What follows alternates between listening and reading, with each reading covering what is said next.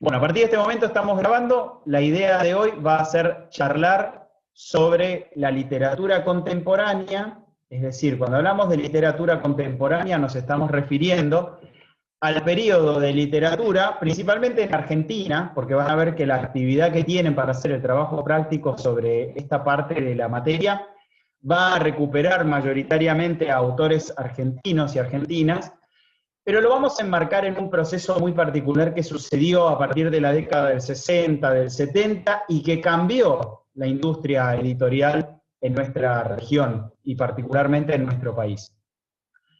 Vamos a compartir la pantalla para que nos ubiquemos con algunas caras conocidas. ¿Bien? Bueno, acá tenemos a cuatro... esperen, ¿lo están viendo? No. Todavía no, Juan. Ahora sí. ¿Ahí ven las caras? Ahí sí vemos un cuadro y las caras ya pasaron. Ahora sí, ahí están. Perfecto. Bien, estamos acá en las caras.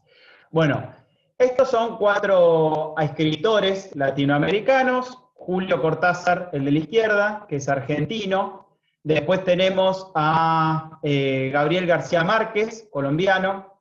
A Carlos Fuentes, que es mexicano. Y a Mario Vargas Llosa, que es peruano. Ellos son escritores latinoamericanos que estaban piensen ustedes que estamos en una situación de la década del 60 y del 70. Argentina, para poner un ejemplo, el caso de Cortázar, ¿no? Argentina, de la década del 60, más de la mitad de la década estuvimos en dictadura. Y en el caso de la década del 70, también tuvimos mayor cantidad de años en dictadura. ¿Qué pasó? Esto también se extendió en el caso peruano, en el caso mexicano, en el caso colombiano, aparte de la dictadura, tenían ahí las guerrillas. Entonces es un contexto en general muy movilizado. Sucede en Latinoamérica, ahora vamos a ver algunos hechos para poder ubicarnos, y también impacta en Europa. ¿Por qué? Porque la mayoría de estos autores que vamos a ver, que integran lo que se conoce como el boom latinoamericano, eran autores que estaban exiliados.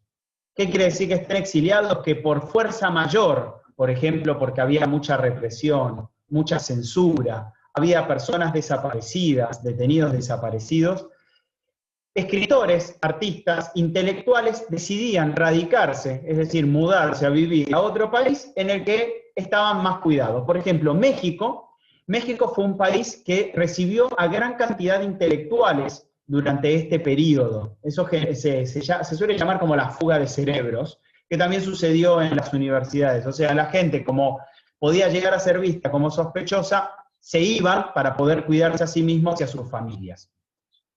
Entonces, Cortázar estaba viviendo mientras escribía en Francia.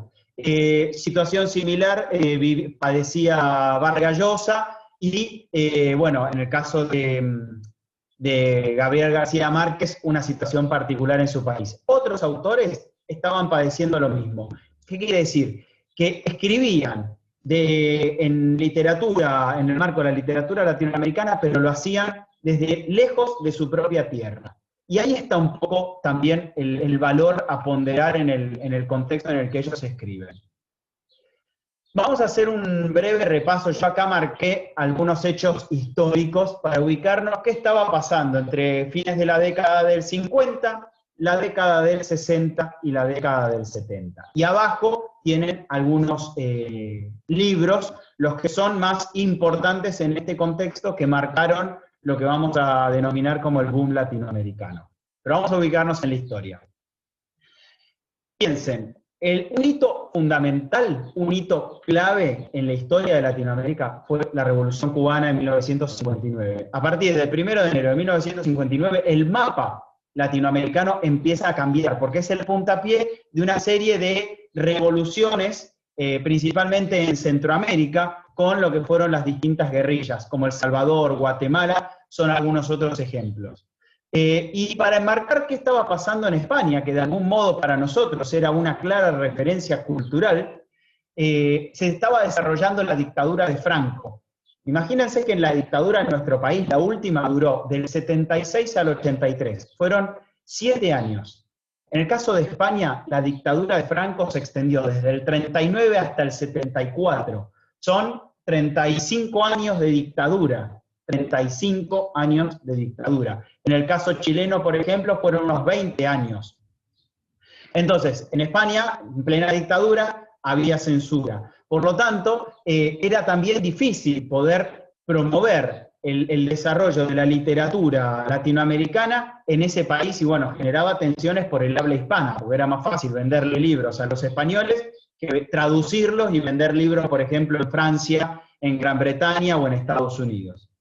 Bien, este es el contexto en el que nos enmarcamos, y en el caso argentino tenemos que desde el 55 hasta el 73 el peronismo fue proscripto. ¿Qué quiere decir? Que no podía presentarse a las elecciones democráticas, que no fueron muchas, pero tampoco podía presentarse, y la palabra Perón estaba prohibida prácticamente.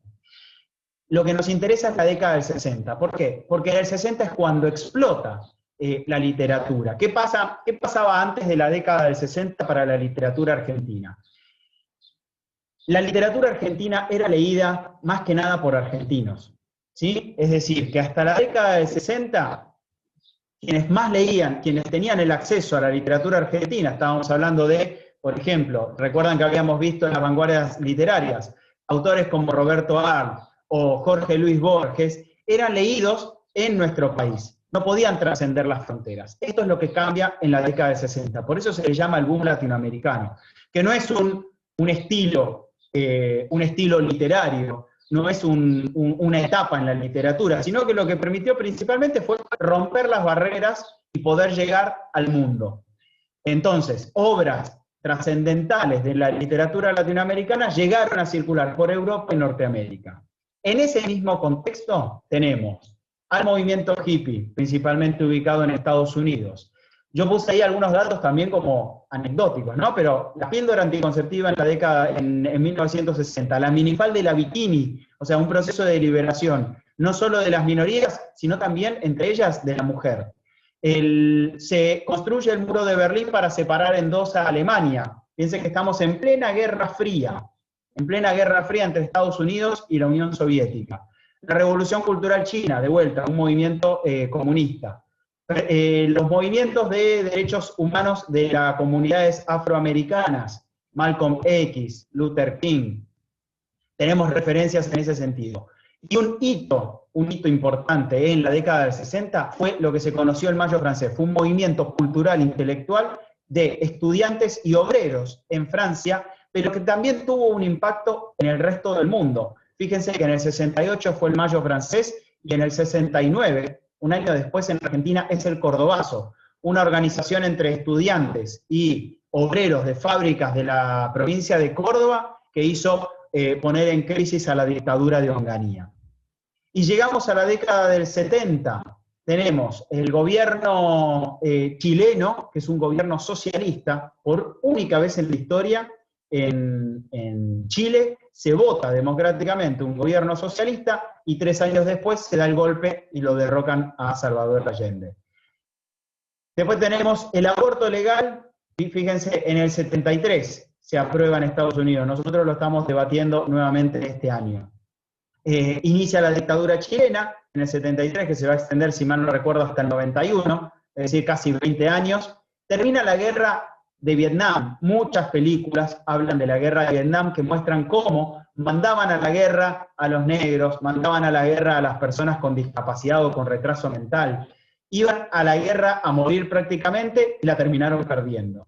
Aparece el Walkman, bueno, este es un dato más para Nati y para mí, a ustedes quizás nunca lo han visto, no saben de qué se trata el Walkman, y arranca la dictadura argentina en el 76, con, entre otros hechos, la Noche de los Lápices, cuando estudiantes de nivel secundario luchaban por el boleto estudiantil, y eso genera persecución, represión, desaparición, detención ilegal de personas. Este es el contexto. Fíjense que entre la década del 60 y el 70 hay un movimiento cultural, político, económico, intelectual a nivel mundial, y en Latinoamérica impacta también. Así que acá vamos a tener lo que son las obras más importantes del boom latinoamericano de estos 4 autores que yo les comentaba. Tenemos La ciudad de los perros, de Mario Vargas Llosa. La muerte de Artemio Cruz, de Carlos Fuentes. Rayuela, de Julio Cortázar, y 100 años de soledad, de Gabriel García Márquez. Estas 4 obras son consideradas como referentes del inicio de esta explosión de la editoría, de las ediciones, más que nada de la novela latinoamericana que empieza a romper las fronteras. Ahora, vamos a pensar cuáles son las características que podemos encontrar en este proceso del boom latinoamericano. Acá yo traté de enlistar algunas, ¿sí? Si bien yo estoy grabando y esto va a quedar registrado, estos elementos les van a servir a ustedes para poder contestar el trabajo práctico que está relacionado con esto. Bueno, yo les decía, uno de los puntos, muchos de esos autores exiliados en París. Rompieron las barreras regionales gracias a las editoriales. Fíjense que en la época del modernismo, del vanguardismo, es decir, de fines del siglo XIX y principios del siglo XX, las editoriales se concentraban nada más en fronteras adentro, y en este periodo las editoriales empiezan a poner mucho dinero para que esos libros que se producen en esa época circulen por toda la región latinoamericana, por Norteamérica y por Estados Unidos. Eso implicó un aumento significativo de las ventas, y algo que es para destacar, que yo les comentaba hace un ratito, esto no es un estilo, no es un estilo literario, no es una corriente artística, sino que se trata más que nada de novelistas, es decir, escritores de novelas, que comparten ciertos géneros. Y ahora vamos a ir a algunas de esas características de los géneros. Primero, los relatos que plantean son multiperspectivistas. ¿Qué quiere decir esto? Que el narrador, es decir, aquella figura que construye el escritor para narrar, para relatar la historia en cuestión, que puede ser un narrador en primera persona, que es testigo de las situaciones que suceden, puede ser un narrador en primera persona que es protagonista de lo que sucede, puede ser un narrador en tercera persona, que es un narrador, a veces suele ser un narrador omnisciente, es decir, que conoce los sentimientos, las sensaciones de los personajes. Bueno, la idea en este tipo de novelas que va a promover el boom latinoamericano son relatos multiperspectivistas. Es decir, que aparecen muchas miradas y se complementan y juegan con los aportes, con las lecturas que pueden tener los distintos personajes. A su vez, en esos personajes aparece muy seguido, yo ahora traje algunos ejemplos que les voy a leer, de monólogos interiores, que se quedan reflexionando, filosofando, pensando y jugando un poco con qué me pasa a mí con esta realidad y cómo trato de explicarla desde mi lugar. Se da un ejemplo claro que en el que yo les traje, que es de Rayuela, se da una ruptura del orden cronológico y espacial. Al principio del libro hay un tablero, Cortázar plantea un tablero de dirección. ¿Qué quiere decir? Todos los capítulos están enumerados, son más o menos 140 capítulos, y él dice, pueden leerlo de 2 maneras el libro. Pueden seguir la correlación lógica de páginas, de la página 1, en este caso sería de la página 13 a la última, que son 155, 160 páginas, o pueden seguir una estructura del relato. O también la otra opción, que fue la que yo hice, leí todo y después volví a leer el salteado que proponía Cortázar. Se empieza a jugar con los saltos temporales, los saltos espaciales, y poder complejizar un poco la narración para ver cómo se puede leer de una manera y de otras distintas. Y por último, hay una transculturación narrativa entre ruralidad y modernidad. Se empieza a combinar, estos son elementos que podemos recuperar en parte del romanticismo. El romanticismo trataba de relatar el folclore, lo propio del campo, por ejemplo, de esas realidades cotidianas, pero lo vamos a pensar en la modernidad, en una sociedad cosmopolita, desarrollada, en mundos que confrontan esas miradas entre lo más tradicional y lo más moderno, ¿sí? Empiezan a combinar un poco las distintas experiencias de literatura argentina en nuestro caso y latinoamericana en la región. Así que uno de los puntos más destacados que van a armar una especie de paquete es lo que va a darse a conocer como realismo mágico. Los relatos de Julio Cortázar, no tanto en Rayuela, pero sí, por ejemplo, yo les traje otro, que es Historias de Cronopios y de Fama, empieza a jugar con lo fantástico, ¿sí? A romper con aquella realidad obvia, esperada, única posible, y empieza a jugar con otras maneras de ver el mundo. Después tenemos el caso de Mario Vargas Llosa, que viene a recuperar el realismo y la cuestión de cómo expresar la realidad de manera más fiel. Y Gabriel García Márquez con, por ejemplo, 100 años de soledad, es uno de los autores que trata de conjugar el realismo con la fantasía. ¿Qué implica entonces el realismo mágico? Es tratar de explicar de una manera fantástica la realidad, poder jugar con elementos míticos, poder jugar con la imaginación, poder plantear una mirada a la vez compleja, pero combinado con esta cuestión de la fantasía. Entonces yo ahí planteo que utilizan a la fantasía para explicar la realidad cotidiana y no ser censurados. ¿Cuál era el problema? Si yo tengo que contar directamente cómo está la represión en esa época, seguramente mi libro lo va a censurar cualquiera de las dictaduras. Ahora, si yo utilizo metáforas, utilizo construcciones imaginarias, personajes fantásticos, bueno, a los militares de esa época les iba a costar un poquitito más hacer la censura, y ahí vamos a encontrar como la vueltita para que el libro pudiese ser publicado y circular. Y genera, así como los monólogos interiores, una atmósfera de intimidad. Yo les quiero leer de Rayuela, vamos a buscar, esperen un segundito, que esto yo no lo tengo 19. Acá estamos. Olivera es uno de los personajes principales de Rayuela, y dice: Olivera cebó otro mate. Había que cuidar la yerba. En París costaba 500 francos el kilo en las farmacias, y era una yerba perfectamente asquerosa que la droguería de la estación Saint-Lazare vendía con la vistosa calificación de mate sauvage, Cuolini per les Indiens. Diurética, antibiótica y emoliente.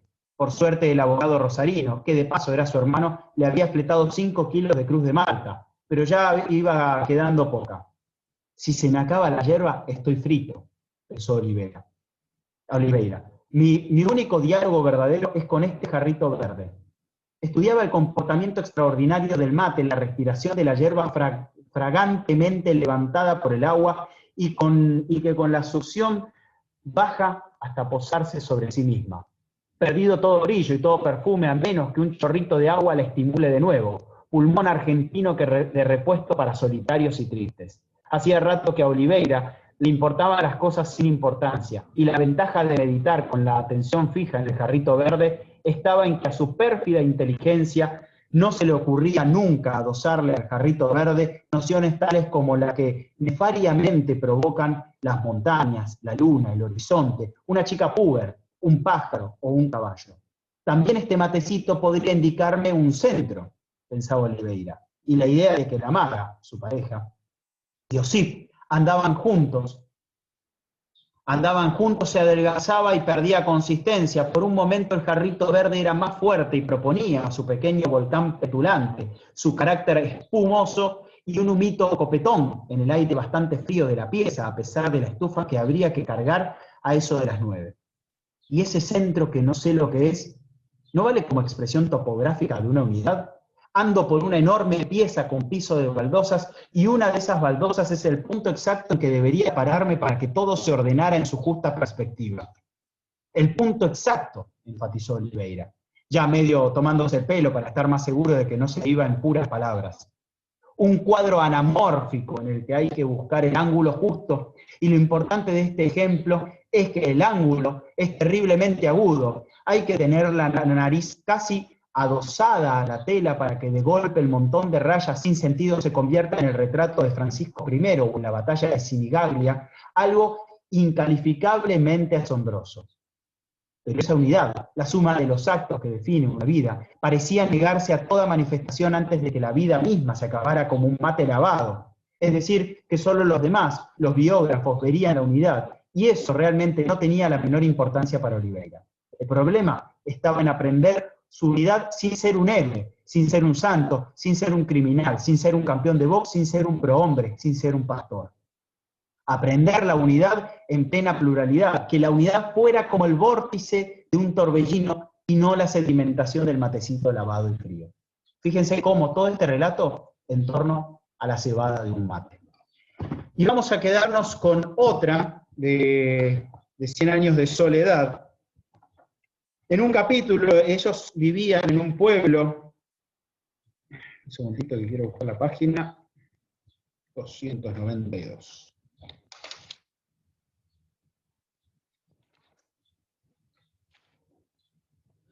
Que decía, la suposición de que Remedios, la Bella, poseía poder de que, perdón, vamos de nuevo.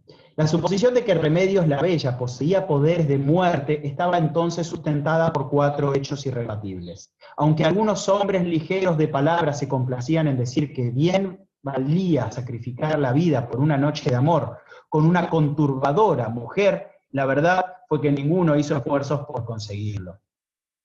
Tal vez, no solo para rendirla, sino también para conjurar sus peligros, habría bastado con un sentimiento tan primitivo y simple como el amor, pero eso fue lo único que no se le ocurrió a nadie. Úrsula no volvió a ocuparse de ella. En otra época, cuando todavía no renunciaba al propósito de salvarla, procuró que se interesara por los asuntos elementales de la casa. Los hombres piden más de lo que tú crees, le dijo enérgicamente. Hay mucho que cocinar, mucho que barrer, mucho que sufrir por pequeñeces además de lo que crees.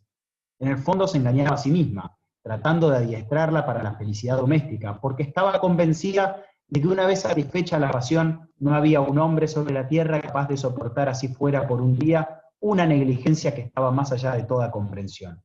El nacimiento del último, José Arcadio, y su inquebrantable voluntad de educarlo para papa, terminaron por hacerla desistir de sus preocupaciones por la bisnieta.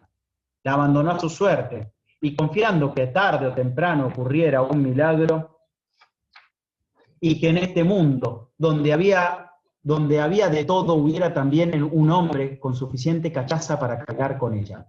Ya desde mucho antes, Amaranta había renunciado a toda tentativa de convertirla en una mujer útil. Desde las tardes olvidadas de costurero, cuando la sobrina apenas se interesaba por darle vuelta a la manivela de la máquina de coser, llegó a la conclusión simple de que era boba. Vamos a tener que rifarte, le decía perpleja, ante su impermeabilidad a la palabra de los hombres. Más tarde, cuando Úrsula se empeñó en que Remedios, la Bella, asistiera a misa con la cara cubierta con una mantilla, Amaranta pensó que aquel recurso misterioso resultaría tan provocador que muy pronto habría un hombre lo bastante intrigado como para buscar con paciencia el punto débil de su corazón. Pero cuando vio la forma insensata en que desapareció a un pretendiente que por muchos motivos era más apetecible que un príncipe, renunció a toda esperanza. Fernanda no hizo siquiera la tentativa de comprenderla. Y sigue el capítulo. La idea era poder mostrarles estos relatos. El otro de Gabriel García Márquez, que había dejado aquí a la mano, era Crónica de una muerte anunciada. Después está el relato de un náufrago, digamos. Hay varias obras que han tenido trascendencia a nivel mundial y que muestra esta cuestión de un proceso interno que van desarrollando el narrador, los autores, que van pensando las reflexiones internas de cada uno de los personajes y que invita justamente a que nosotros podamos nadar, podamos sumergirnos en lo que les pasa, en cómo lo sienten, cómo lo viven. El trabajo práctico que yo les dejé tienen 3 puntos. En uno, en realidad tienen apuntes, tienen un video para ver, que es la entrevista de Gabriel García Márquez, vamos a poner, de Gabriel García Márquez, no, de Julio Cortázar, y tienen también unos apuntes sobre el tema que amplían lo que yo les estuve comentando. La idea es que puedan leer como ejercicio 1 la antología de cuentos. Van a encontrarse con varios cuentos. Algunos forman parte del boom latinoamericano y otros no forman parte del boom latinoamericano. ¿Sí? El ejercicio consiste en que ustedes puedan identificar cuál reúne esas características y justificar por qué podríamos incluirlo en el género del realismo mágico. El segundo punto es que analicen la entrevista de Julio Cortázar y que respondan qué opinan sobre su postura y justificar la posición que tendrían ustedes ante esta postura. Y por último, volver con el tema del otro, cuando representamos a ese otro, a ese sector excluido socialmente. Van a tener unos 6 cuentos y unas consignas para responder, que es la misma lógica que hemos mantenido en Vanguardias Literarias y en El Matadero y Facundo del Romanticismo. Se nos está terminando el tiempo, así que si llega a quedar alguna duda con esta actividad, me escriben por privado y la vamos charlando, ¿sí? Cualquier cosa, estamos a disposición, chicos. No cuelguen con los temas y vemos de reencontrarnos la semana que viene si hace falta. ¿Sí? Nos hablamos, chicos, que estén bien y cualquier duda nos escriben. Chao.